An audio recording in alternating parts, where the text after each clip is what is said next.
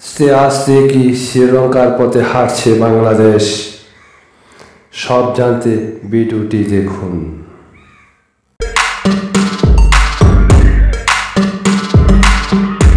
আসসালামু আলাইকুম বন্ধুরা, কেমন আছেন? আশা করি ভালো আছেন, ভালো থাকেন এই কামনা করি। তাহলে কি আসলে বাংলাদেশ শ্রীলঙ্কা হতে যাচ্ছে?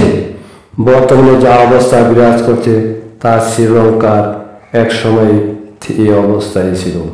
যেমন রিজার্ভ কমে যাওয়া, উচ্চবিলাসী বাজেট, দ্রব্যমূল্য বেড়ে যাওয়া, তেল জ্বালানির দাম বেড়ে যাওয়া এবং বড় বড় প্রকল্প বাস্তবায়ন করা, এই সবকটি গুণ বর্তমানে বাংলাদেশের আছে।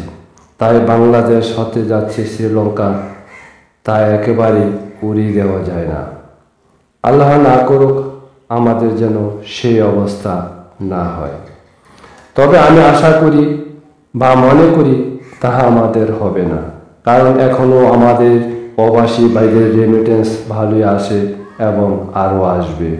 যতদিন রেমিটেন্স ঠিক মতো আসবে ততক্ষণ পর্যন্ত কোনো সমস্যা হবে না।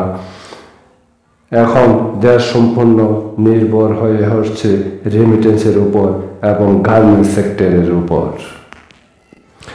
আরও একটি সমস্যার নাম জ্বালানি।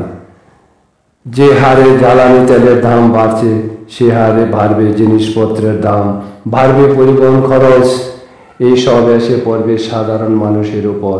যে হারে জিনিসপত্রের দাম বাড়ছে সে হারে সাধারণ মানুষের আয় বাড়েনি, চাপে পড়বে সাধারণ মানুষ। বর্তমানে মানুষের আয় বলতেই নেই। যা মাসে রোজগার করে তা চাইতে মানুষের ব্যয় বর্তমানে অনেক অনেক অনেক বেশি।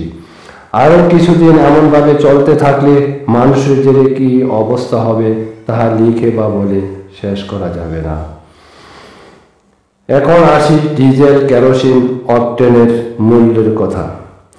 বাংলাদেশে বর্তমানে এক লিটার ডিজেলের দাম 114 টাকা আর 1 লিটার অকটেনের দাম 135 টাকা।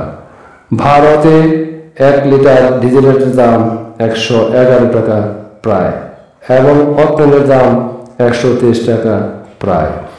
সিঙ্গাপুরে 190 টাকা প্রায় ডিজেলের দাম এবং অকটেনের দাম 190 টাকা। হংকংয়ে 260 টাকা 1 লিটার ডিজেলের দাম এবং অকটেনের দাম 284 টাকা। অনেকে আমাদেরকে এই হিসাব দেখিয়ে আমাদেরকে বোকা বানাতে চায়। আসলে যে দেশের যেমন আয় সেই দেশের তেমন ব্যয়। সিঙ্গাপুরের একজন শ্রমিক আয় আর বাংলাদেশের একজন শ্রমিকের আয় এক নয়।